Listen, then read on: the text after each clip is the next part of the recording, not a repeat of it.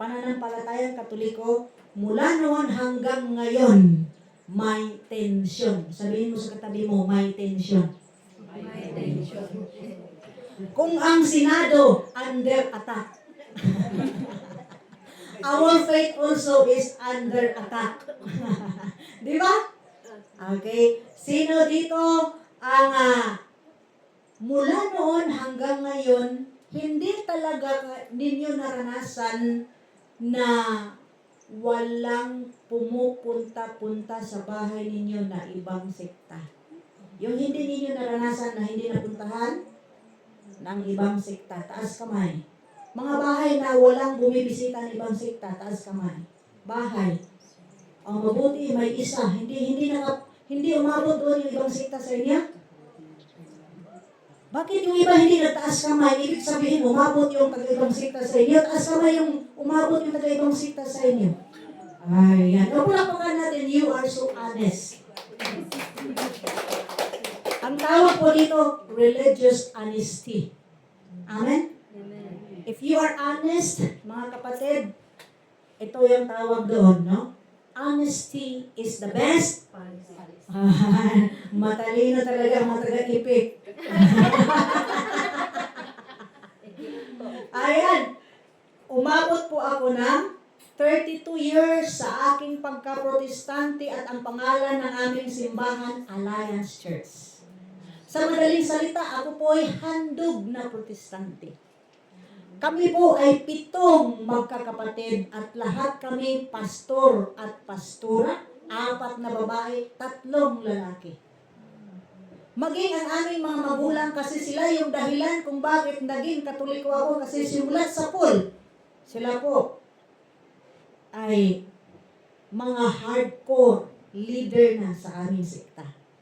Tinutukoy ko po ang aking mga magulang, ang aking parents. Sila po ay hungry, looking for a debate. Sila po ay naghanap ng kadibate. Diba? Naghanap ng kadibate. Anong purpose ng debate? Kung matalo ka, kung wala kang depensa, dahil hindi ka nagbasa ng Biblia, balang araw maakay ka. Sino na ditong pamilya na may naakay na sa pamilya niyo? Taas kamay. May naakay na sa inyong pamilya? Meron na ba? May anak na bang naakay? May nagpa-member na ba sa ibang sekta? Wala pa? Ibig sabihin, ay, meron honest to goodness si sister. Palakpakan natin, another honest na kaputi. Palakpak. So this is what I told you, that our faith is under attack. Amen? Amen.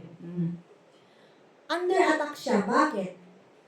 Maganda sana ang aming adhikain bilang protestante noon, no? Akin pong i-reveal sa inyo, ipapahayag sa inyo kung paano kami mag-akay. Ayan. Punta-punta sa mga liblib na lugar. Sa mga bahay-bahay at magsabing, sister, brother, libre lang po ang salita ng Diyos. Pareho lang ang Diyos natin, sister.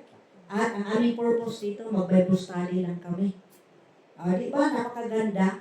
Bible study, good news, salvation. O di ang Katoliko, alam nga naman kung isarado niyo yung pintuan. Kapag good news ang papasok sa bahay niyo, so, bukas talaga ang pintuan. At painamin niyo pa ng barako. Di ba?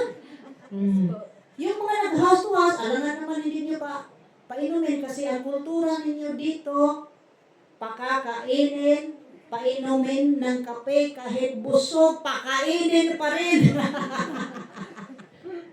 Kaya nangyari sa akin, sabi ko kay yung kanyang kapatid, hindi mo na ako mag-almusal dito. Baka pagpunta ko doon, marami na namang pagkain. Kasi kapag lagi kang kain ng kain, ang kailangan na, alam niyo ang kailangan ng ating katawan kung hindi tayo hardworking. Maliban na lang sa inyo, gardener kayo, di ba? Okay lang sa inyo ang 3 times a day. Pero yung mga hindi hardworking, okay lang yung once a day. Amen? Yung mga hindi nagbungkal, yung walang trabaho ba? Yung nakaupo lang sa bahay, okay lang yung once a day. Okay lang yung once a day kasi, yan, kawawa yung mga bulati sa ilalim. Kawawa, ngunguyain nila yung ang daming ngunguyain nila doon sa ilalim, ang dami ninyong hinulog na pagkain. Kawawa yung bulati. Amen? Kaya, ako, natutunan ko po ito doon sa Canaan Farming Seminar na mga Koreans, bakit sila slim? Kasi yung iba sa kanila, once a day lang kumakain. Once a day. No work, no eat. Hindi yan pwede dito, di ba? Lalo-lalo na kapag may fiesta. Fiesta ngayon sa Kumabing. Kainan, maraming may alay na buhay na manok. Kawawa yung buhay na manok. Balik tayo sa ating pananampalataya. Ngayon, yan. Bakit siya laging mamamatay? Kasi ang ating pinag-usapan pagkain. So yun. Yun po ang